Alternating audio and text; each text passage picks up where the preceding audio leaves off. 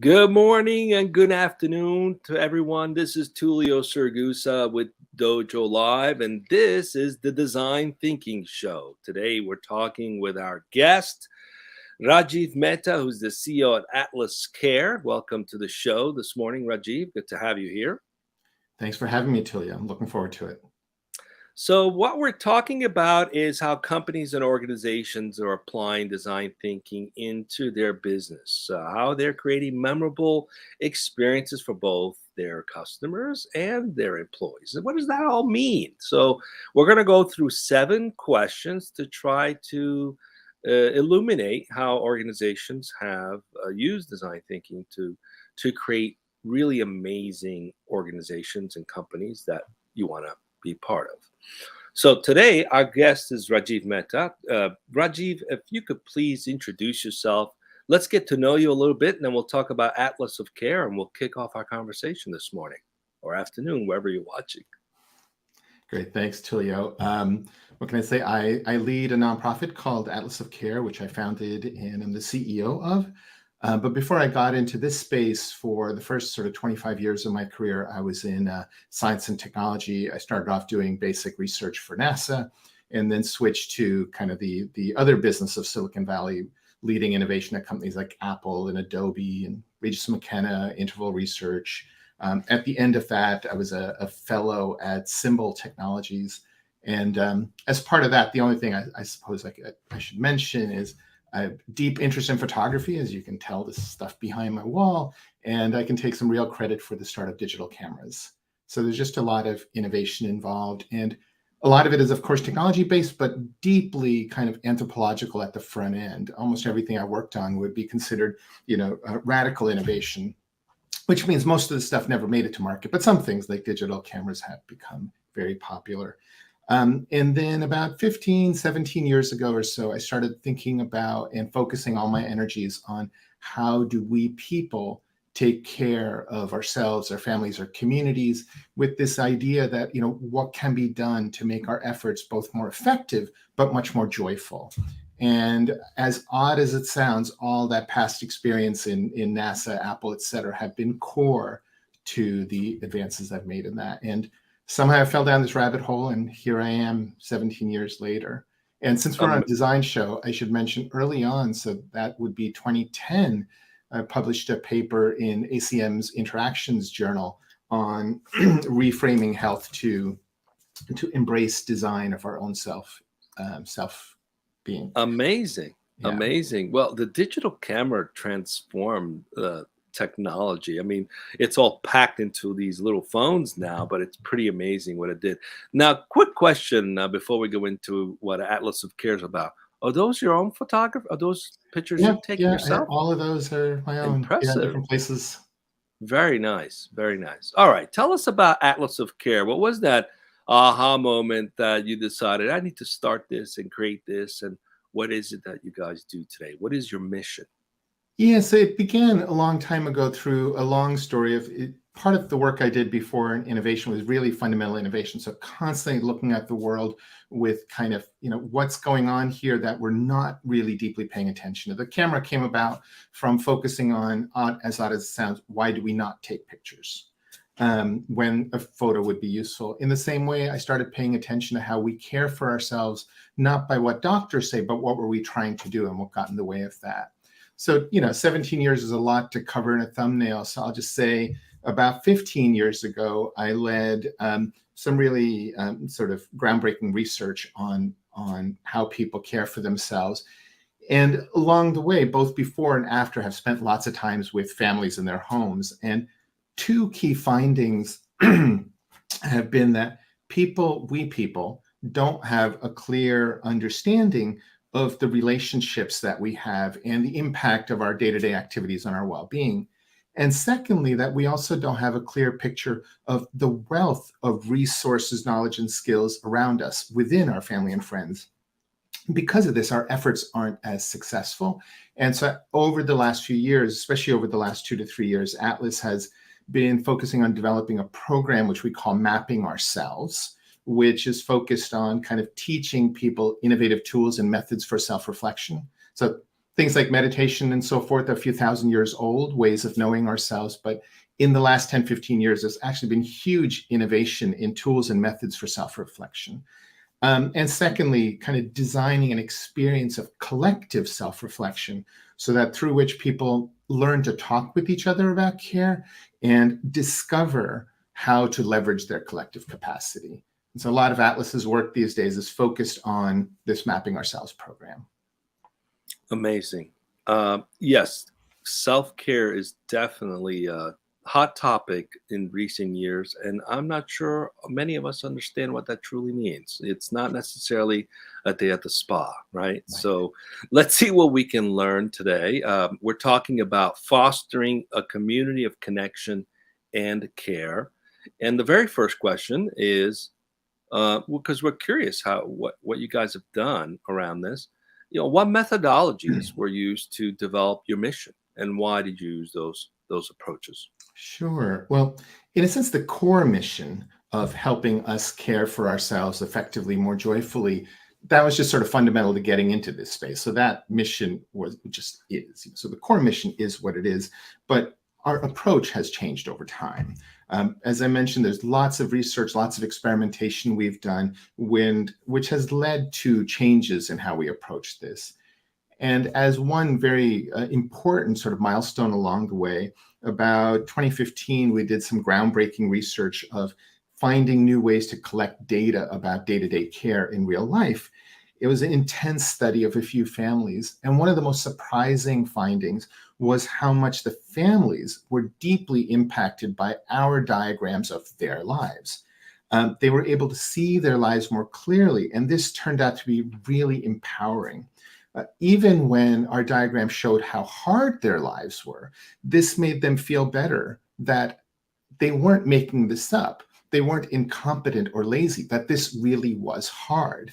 It also allowed them to see the positives in their lives and see, oh, I can take advantage of that. And also just kind of spark lots of little ideas or big ideas of what they could do differently. It also empowered them to advocate for their needs because they could present to others very clearly, here is my situation. These needs are beyond my capacity. And so it changed our focus dramatically from developing innovation for us researchers to study those families to developing tools and methods for people to study ourselves. So a big shift in direction from what you might call big science to personal science. Amazing. Okay, so it's really like personalization at a whole nother level that we're talking about here. And how does the company foster innovation among the participants to create community? So once you've shifted that, then how are you using that to foster innovation amongst all the participants? And how is that creating community?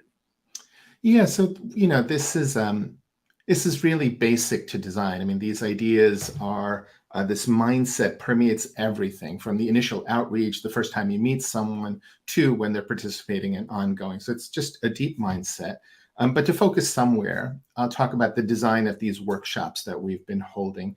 And they vary from 1 hour programs to kind of what's the most common is a series of 5 weekly 90-minute Zoom sessions for a particular community. So, to mention 3 things that we do to foster innovation amongst the participants.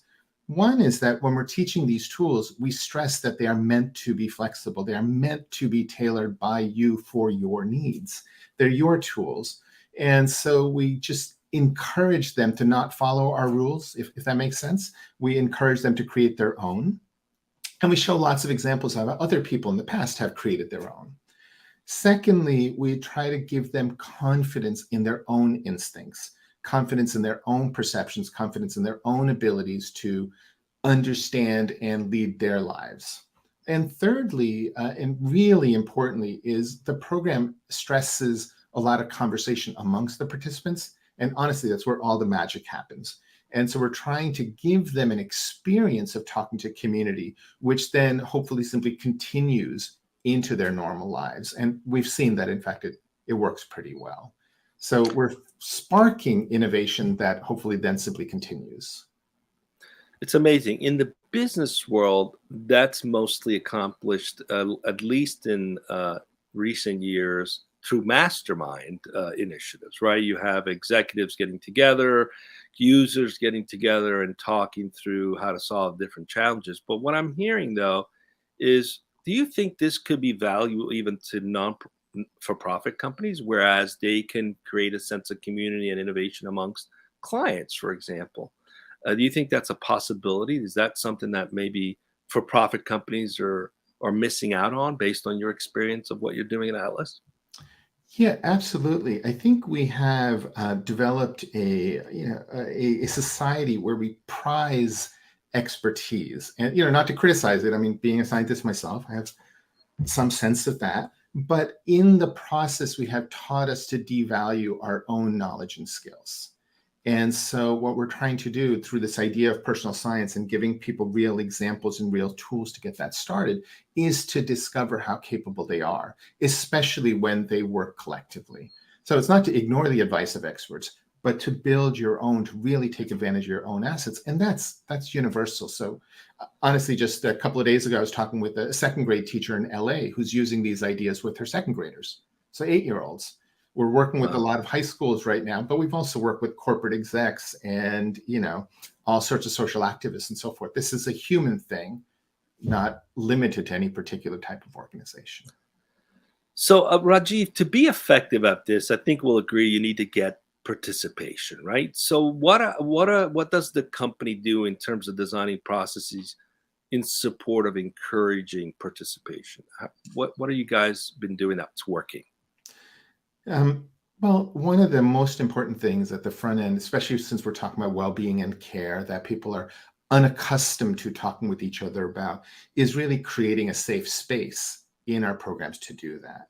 One of the things we stress is this idea we call rules for gentle listening, which are kind of obvious, but people like hearing them. We advise them not to be solving other people's problems during these programs, to not criticize or even really to praise, but really to listen, to understand. And likewise, from the speaking side, to really speak for yourself, share your own observations, your own perceptions, your own feelings, which are yours. You can't disagree with those, rather than sort of pontificating for everyone. And we try to model that ourselves in the sense that we listen deeply to the comments and we try to respond with kind of openness and empathy and generosity without kind of abdicating our expertise. And that's always a balancing act. You never get it right. You're always screwing up in one way or the other, but that's the spirit you try to do. And that's kind of allowing innovation to happen, both by modeling and encouraging it. I'm very encouraged by what you're saying. I resonates with me personally. I've always been desirous of being of service, and sometimes I come across as the guy pontificating, right? Because you're trying to be of service. Whereas in recent years, especially with my work with design thinking and adapting empathy as a key skill to design thinking, I've learned to be more curious. So curiosity sometimes needs to trump the need to be of service. That's probably a good way to be of service as well, as listening to people. So Yeah. thanks for sharing that with us. So let's shift to the next question. How does the company put people's needs as the focal point of the mission? You've mentioned a little bit about this, but I'm curious to see how you got there. What Yeah. did you guys do to understand those needs and put them as the focal point of your mission? Yeah, it really begins almost like anthropology. It's deep observation, deep listening. To just give an example from a different universe, as I said, in the world of digital photography, the spark came from paying attention to when do people not take photos. This is back in the 80s.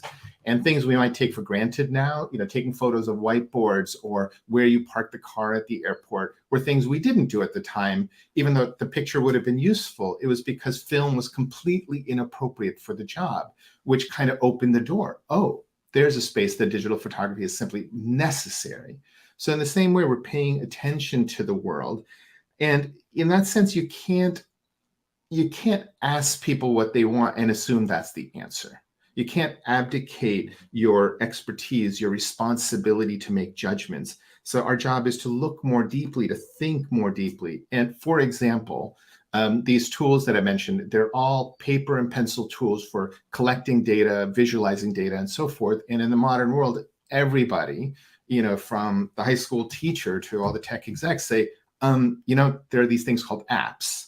And it's like, okay, yes, I've built lots of products for Apple, Adobe, et cetera. I know about the technology.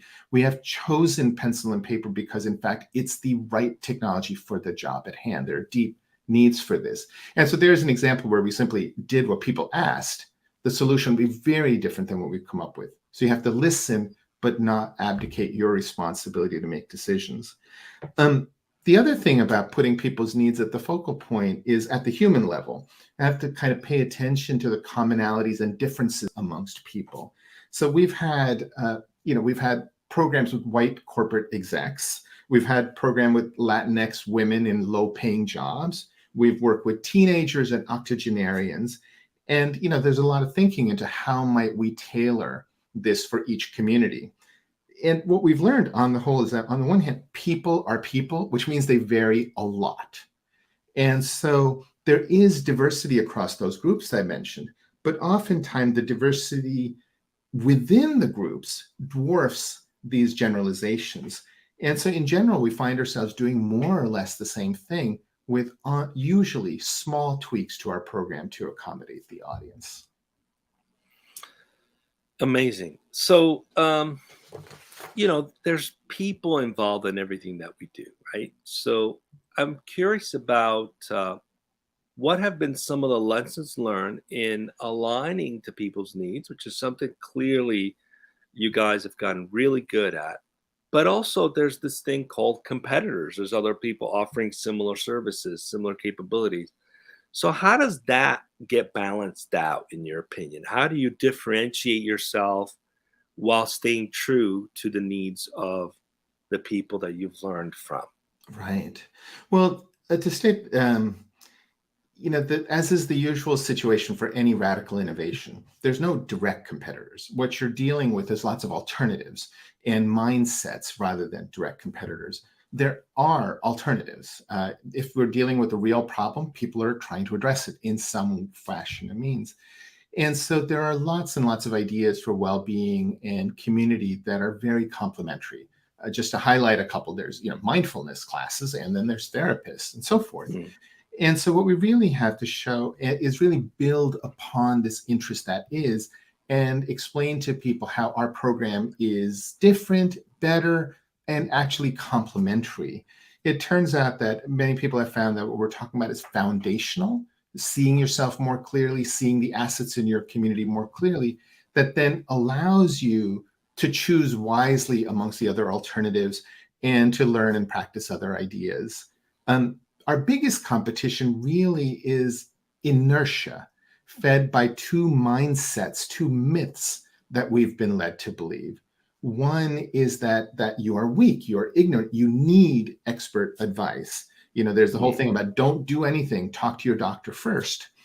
And so we're led to believe that the thing to do is provide people expert services and expert directions, rather than empowering people to do better at whatever they choose to do themselves. The other myth is this focus on the individual, that you can do better by changing you. And so whether it's therapy or everything else, it's all directed to you. But our lives are so complex. We're social beings. We interact so much, and the world makes an impact on us. And so we really need to take a much more systems approach to these things, which is complicated. It doesn't lend itself to expert services, but it is very powerful when we're dealing with your own life. And so our overcoming these myths is kind of the starting challenge. It's like, oh, I never thought of doing that.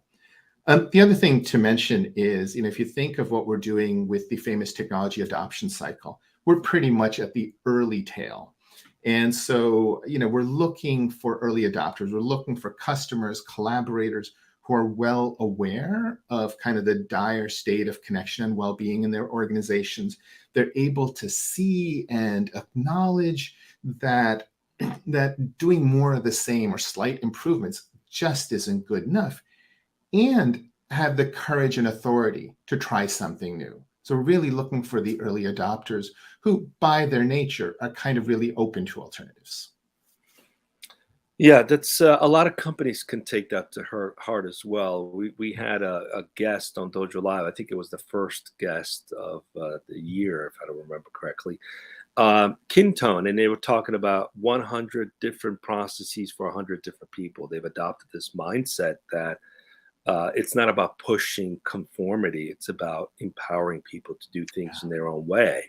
And so what I'm hearing is that coming from you is the power of doing that. You know, sometimes you can go into something with the idea of wanting to be of service, wanting to help people, and we have a preconceived notion of what that looks like. But what I'm hearing from you is people can solve their own problems if they're given the tools and the empowerment and the whereabouts to believe in themselves and the ability to do that. So thanks for sharing that with us. We're coming up with the final questions. What lessons do you has the company learned in the process of creating a mission driven culture? You guys have a very mission driven culture. It's clear in everything you've shared with us. But what are some of the lessons your company or yourself have learned from that? Well, it's kind of to state the obvious. It's really, really hard to drive sort of foundational systemic change. So you just need a lot of tenacity to be able to kind of stay in the game while plagued with challenges and self doubts and so forth. So you need friends to support through, especially support your spirit through the ups and downs. And to add to that, for us, company is really an extended team of like-minded innovators. And so, themselves and other companies in other countries, each pursuing their own efforts, but united in spirit and constantly helping each other out. And so that, this whole idea of constant exploration and sort of staying optimistic has been key to this. It's a long haul. You need that internal energy to keep going. Yeah, well, the acknowledgement of it's hard is in itself very powerful, right? I Yeah. mean, it's going into it with your eyes wide open as to what you're working on. Final question: if you had to do it all over, Rajiv, what would you do more of? Well, I tell you, when you had told me that was going to be one of the questions, it really stumped me because it's like the obvious answer. Well, it would be helpful if I had been smarter, if I had been more successful in raising funding or in choosing the right direction at each point in time. Let's go back, just do it differently. Obviously, that's not sort of actionable advice. There's of course been tons and tons of learning Well, along the well, way. Rajiv, people always ask, "What would you do differently?" But I'm curious to know what would you do more of, right? Yeah, Because exactly. because no one asks Um, that question. I mean, just think about here's someone from the technology world who's been through a lifetime advancing technology, promoting pencil and paper tools. It's like you just got to be open to change. It's like learn as you go, change your mind. And honestly, to where you kind of led into this question, if you had told me 17 years ago that it's going to be this hard, do you really want to do this? I would have answered, are you kidding? Of course not. What sort of nutcase would do that? But that's not how it works, right? It's more you go forward and you proceed with optimism. You persevere because you believe the mission is important and that you're capable of having an impact and that you're at least roughly on the right path. Any of us that are doing things that are way outside the mainstream, that's core to it. Otherwise, honestly, there's better ways to make a living. I hear you need to have a lot of grit and apply a lot of grit every day. That's what I hear. Okay. Well, Rajiv, it's been great to have you. We're up on time. It's been great to have you, learning from you. It's an amazing lesson in aligning to people's needs and people's values and listening and being curious and empathetically hearing and feeling what people need based on their own terms, not what we think that they need. So that's the clear message that I've heard today. Thanks for sharing that with us. And please come back at 12 o'clock Pacific today for another Dojo Live show. Until then, stay safe and have fun. All right. Thanks for having me, Tullio. Much appreciated.